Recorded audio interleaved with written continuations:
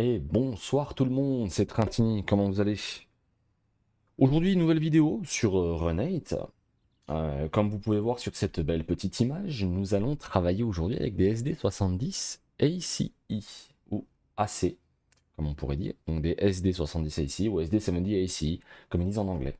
Donc moi aujourd'hui, la petite vidéo va vous faire un petit tutoriel de comment démarrer, préparer et rouler une SD70 ACE. Ici, on est à la rotonde, la seule et unique rotonde qu'il y a sur le jeu, qui est celle de Amtrak à, je crois que c'est Los Angeles. Donc on est au dépôt d'Amtrak, ici vide parce que j'utilise un monde qui est vide. Mais voilà, on est donc sur la map, donc c'est San Bernardino, c'est pas Los Angeles, c'est San Bernardino. Et on est avec ces SD70 AC, qui est l'une des seules locomotives du jeu qui vient directement avec des skins, qui vient déjà préparé avec plusieurs skins. Et ici, je parle des deux skins de la Union Pacific, un avec les lampes avant ici et un avec les lampes avant ici.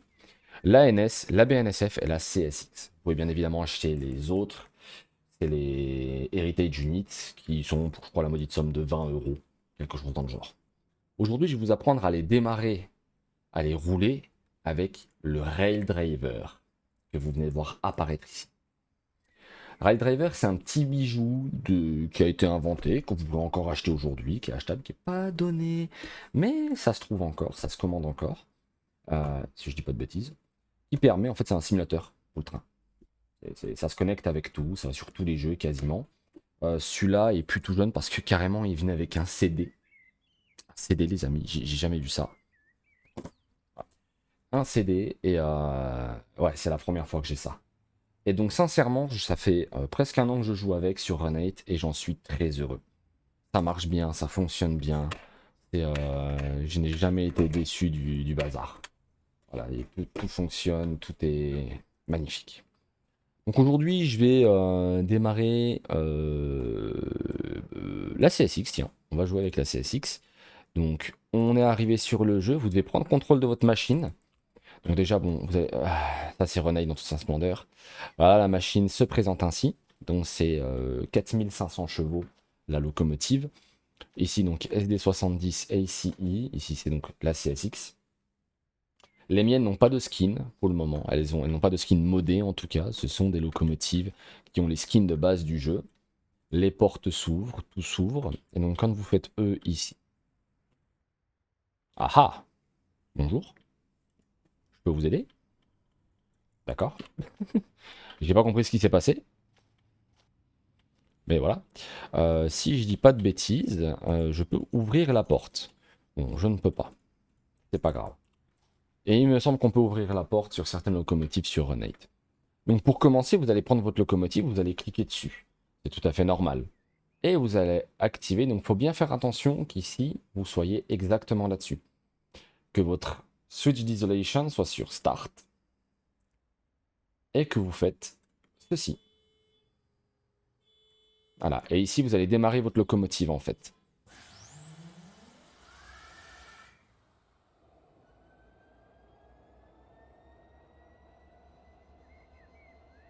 C'est pas beau comme son. Donc ici votre locomotive elle est démarrée, son moteur continue de démarrer. Et là vous pouvez entendre le compresseur en arrière-plan qui est en train de gonfler. La locomotive est en running, vous allez mettre votre switch d'isolation en run. Ensuite vous allez aller à votre cabine en faisant CTRL F11. Arrivé à votre cabine, vous voyez que votre bouteilles d'air sont en train de se remplir et vous allez laisser les remplir. Ce que vous allez juste faire en attendant, donc vérifiez bien que vous avez du frein d'appliquer. D'accord? Voilà. Donc ici, vous avez vu, le frein est en emergency. Je ne sais même pas pourquoi. Bon, voilà, on s'en fout. Ici, une fois que vous arrivez en cabine, la première chose que vous allez faire, c'est cliquer sur les trois là. Donc moi, je vous fais le tuto simplifié. C'est pas la vraie marge de manœuvre. Enfin, normalement, vous devez faire ici Start, vous devez aller derrière une fois que c'est envoyé, vous devez faire Fuel Pump, refaire un truc derrière et après vous faites machin. Ici, ce n'est pas le cas sur le jeu. Donc on laisse les bouteilles d'air chargées, Et on vient du coup activer l'engine running, le generator field et les fuel pumps. Ce sont les 3 que vous devez activer. Ce sont les 3 seuls qui vous sont nécessaires d'activer pour que la locomotive puisse avancer. Ici, ce sont toutes des lumières. Ah, on a un train qui a spawn. Donc ici, vous avez tout ce qui est step light, cab light, gauge light. Et alors, ici, je ne sais pas ce que c'est. Ah, dynamic brake. Bon, bah ça, c'est votre frein dynamique. Ne l'oubliez pas. Très utile. Ah, donc là, on doit attendre que notre locomotive monte en pression. Du coup, on va aller à l'extérieur. On redescend, on reclique sur sa locomotive. Et ici, vous voulez aller en marche avant. Donc, short hood. D'accord, votre cabine est à l'avant. Vous pouvez voir grâce au symbole F qui vous indique l'avant de la locomotive. Donc, vous cliquez sur votre locomotive. Donc, short hood et non long hood. Long hood, c'est l'arrière. Et vous faites short hood lead. Parce que c'est l'avant qui lead.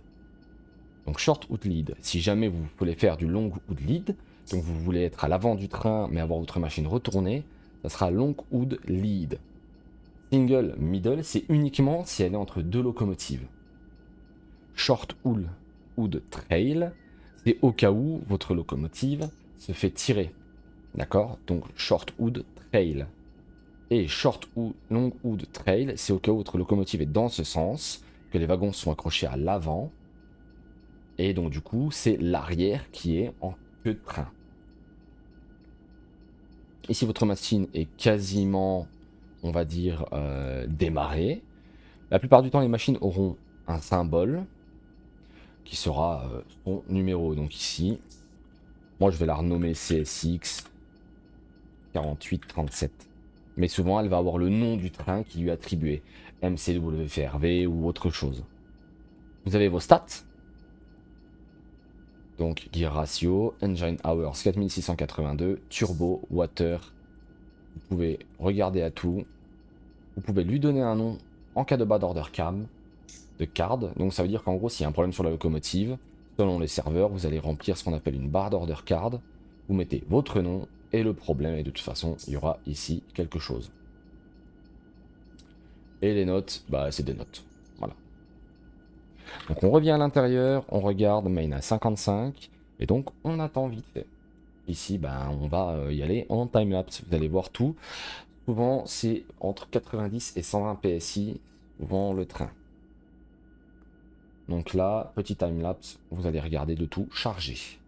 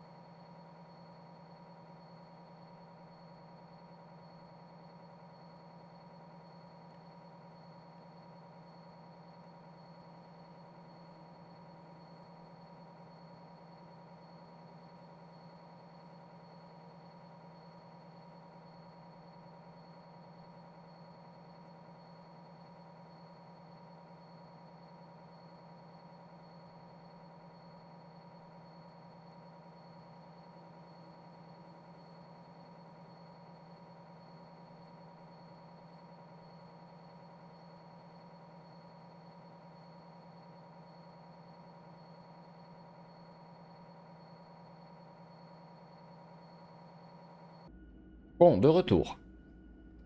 Ici, ce que vous avez besoin d'avoir, c'est votre BC. Votre BC, c'est votre brake cylinder. C'est en fait votre cylindre de frein. Vous avez de la pression dans le cylindre de frein. C'est normal, on a du frein d'appliquer. Donc forcément, il y aura 70 pounds. Ici, notre main continue d'augmenter, on va le laisser augmenter. Donc ce qu'on va faire, ici, c'est on va s'occuper de notre pont tournant, donc de notre rotonde. Vous allez faire CTRL F6, et donc ici, elle est locked. Vous allez faire counter clockwise. C'est un peu long, je vais pas vous mentir. Et vous allez le faire autant de fois qu'il le faut pour arriver en face de notre locomotive.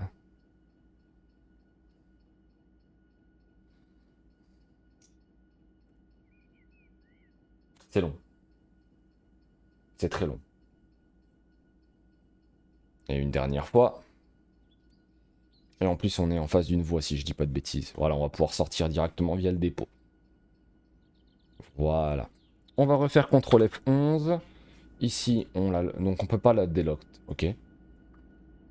Voilà, entre-temps, on va aller sur notre locomotive et désappliquer le frein à main. Vous allez appuyer sur CTRL F11. Et ici, on va uniquement se concentrer là-dessus. Donc sur votre rail driver, vous allez allumer vos feux. Pour moi, les feux, donc normalement ici c'est wiper et ici c'est light. Ce que j'ai fait c'est lumière avant, lumière arrière. Les wipers, je les contrôle depuis des boutons ici directement. Donc vous allez mettre votre lumière avant en plein phare, c'est obligatoire. Pour rouler, que ça soit sur une mainline, vous devez être en plein phare. Maintenant, ça dépend des règles du serveur. Et arrière, vous allez vous mettre en normal, étant donné que vous n'avez rien à l'arrière. Donc il faut des lumières à l'arrière, quelque chose qui signifie que c'est l'arrière de votre train. Étant donné qu'on a allumé toutes les autres lumières, tout est allumé. Et donc ici, ce qu'on va faire, c'est qu'on va desserrer le frein de locomotive entier.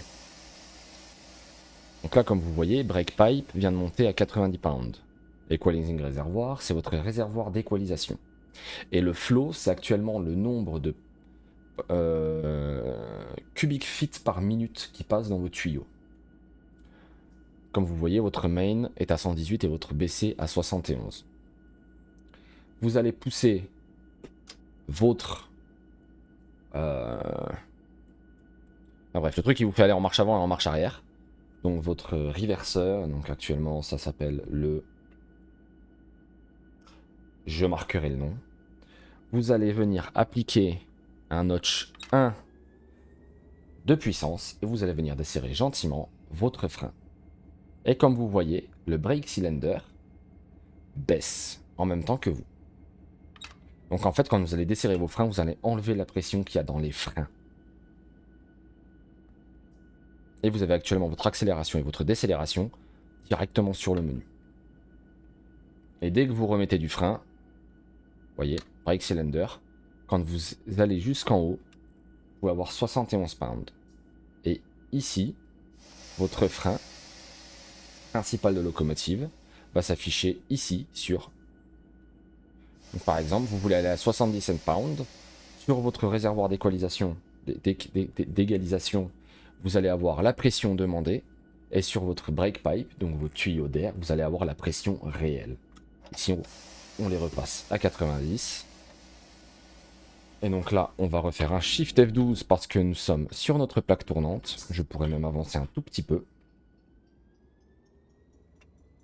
N'oubliez pas, ici je ne l'ai pas fait, mais toujours 2 coups courts d'avertisseur sonore quand vous commencez à avancer sur votre plaque. Quand vous commencez à avancer tout court avec une locomotive. En tout cas aux États-Unis. On va désactiver la cloche. On va faire un CTRL F6 pour votre plaque tournante. Vous devez obligatoirement, si je me souviens bien, relinquish votre locomotive. C'est obligatoire. Vous ne pouvez pas être sur la locomotive en même temps de faire tourner la plaque tournante. Je trouve ça dommage. J'ai jamais essayé actuellement de dérailler avec. Ça pourrait être intéressant. Ça pourrait être quelque chose d'intéressant. Voilà. Vous refaites. Vous cliquez sur votre locomotive parce que vous avez besoin de retourner dessus. Faites CTRL F11 et voilà, vous êtes de retour sur votre locomotive. On va aller... Ah, d'accord. Bon, il peut être un peu capricieux le mien parce qu'il est vieux et je dois charger un capteur qui est dedans parce que si je le descends jusque tout en bas, bah, il passe en frein dynamique alors que le frein dynamique c'est tout en haut. Voilà, rappelez-vous 15 miles par heure dans les yards. Et donc ici vous avez votre accélération. Et ici vous avez donc ça va être accélération et décélération. Ici vous avez la distance que vous parcourez avec la locomotive en temps réel. À partir du moment où vous appuyez sur le bouton, je n'ai pas d'IoT. Je n'ai pas d'IoT, donc à partir du moment où vous appuyez sur ce bouton, vous allez avoir la distance que vous parcourez. D'accord? Et ici, c'est la distance qui reste à parcourir jusqu'au prochain point. Vous voyez? 70, c'est la longueur de votre locomotive. Je crois. Si je dis pas de bêtises. Voilà. Donc ici, on va se mettre en position pour pouvoir aller arrêter la locomotive. Donc ici, je vais mettre 5 pounds. Je croyais qu'il y avait un train qui passait à côté de nous. J'allais dire. Ouais, ici, on arrête la locomotive gentiment. Et on met... Ouf. Hop. On remet tout en position classique. Si vous voulez parquer votre locomotive, vous éteignez vos feux. Vous mettez du frein classique. Donc du frein de train. J'ai appuyé un peu fort sur le truc, donc je viens de mettre mon frein d'urgence. Petit tips en frein d'urgence. Au cas où vous avez votre PCS qui s'est ouvert, comme ici. Ce que vous allez faire, c'est que vous allez attendre actuellement le temps qui est ici demandé. Et vous allez... attendez, hop. Hop. Donc là, si jamais les touches, pour faire ce que je fais sur les écrans, vous allez appuyer sur W pour choisir votre écran. C et X pour changer. Hop. Voilà. Donc ici, voilà, vous avez vos informations sur vos moteurs. Vous avez les informations sur tous les trains, donc toutes les locomotives que vous avez sur votre train. Donc, Distributed Power, DPU, ou Distributed Power Unit. Donc ici, vous avez vos locomotives de tête. Ici, c'est B, C, D, E, F, G. C'est au cas où vous ayez plusieurs, on va dire, locomotives sur votre train. Le train actuel que vous pilotez, ici, le symbole CSX 4837. La vitesse maximale, c'est 75 miles par heure. On a 10 en dB axle, je ne sais pas ce que c'est du tout. Nous avons 6 axes. Nous avons une unité et nous faisons 74 feet de long. Donc comme je vous ai dit, quand vous faites... C'est un leg break. Donc là, voilà, regardez. Vous avez vu, on a fini. Donc on va... Ouf. Cette reverseur tourne neutral.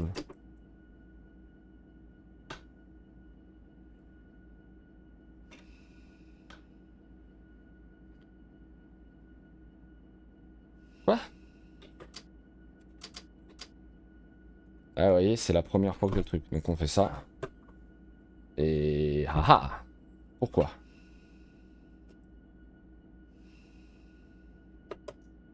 Donc là, normalement, en fait, ce qui se passe, c'est que ça, c'est votre frein de train. Cette reverseur tourne neutral and move train brake handle to release. Ah, oui, alors attendez. Ça peut m'arriver un petit peu de temps en temps. C'est pas ce que je voulais faire. Rail driver, calibrate. Voilà, vous voyez, il va pas jusqu'en bas. Et voilà. Vous venez de défaire votre PCS. Donc voilà, donc vous avez fini. Vous chargez votre frein sans aller jusqu'à mettre le frein d'urgence, sinon c'est chiant pour le suivant. Vous avez éteint tous vos feux. Vous êtes au neutre. Vous n'avez pas de puissance de frein de mise. Vous allez ici avec le bouton mettre votre frein à main, donc en poussant vers le haut. Attention que si vous poussez vers le haut et que vous êtes en mouvement, vous arrêtez votre train d'un coup. Il peut faire crash des serveurs. Faites F12, descendez de votre locomotive. Vous passez en single middle unit. Vous mettez votre locomotive en isolate. Donc vous appuyez sur le bouton. Vous avez éteint votre locomotive. Et bien évidemment, vu que vous êtes quelqu'un de civilisé, vous éteignez tout. Voilà. Si vous éteignez votre moteur avec les fuel pompes, c'est pas grave. Ça ne change rien. Ah oui, une chose. Quand vous éteignez votre locomotive, ou l'entièreté de votre train, vous perdez de l'air. C'est tout à fait normal. Ça décharge les bouteilles d'air pour éviter de l'humidité dedans. Que si vous laissez une locomotive allumée, elle va automatiquement faire de l'air et l'injecter dans le train pour renouveler l'air pour éviter l'humidité dans les trains. Et si vous avez fini avec votre locomotive, vous avez tout mis correctement. Voilà, bam, bam. Vous éteignez tout. Pas éteindre le... D'accord, pas de souci. Voilà, vous avez fini. C'est tout bon. Votre train est éteint. Écoutez, j'espère que ce petit tuto vous aura plu. Voilà, j'enlève la petite caméra parce que, faut quand même profiter de cette belle machine. On n'en profite quand même pas souvent. J'espère que le tuto vous aura plu en tout cas. Je vous remercie d'avoir regardé. N'hésitez pas à lâcher un like, commenter ou quoi. Le lien de mon Discord est dans la description. Vous pouvez rejoindre. On peut se faire... Si vous avez des questions ou autres, vous pouvez me les poser sur Discord. Et je pense que la prochaine locomotive sera soit le S44, soit la C449W. Donc la oui, c'est ça, la C449W. On les refera au même endroit et je referai d'autres tutos plus tard sur couplage, découplage. et actuellement comment faire un train entier, le nommer et ainsi de suite. Sur ce, je vous remercie tous d'avoir regardé la vidéo, n'hésitez pas à liker, à commenter, à vous abonner, et sur ce, je vous dis à la prochaine. À plus tout le monde.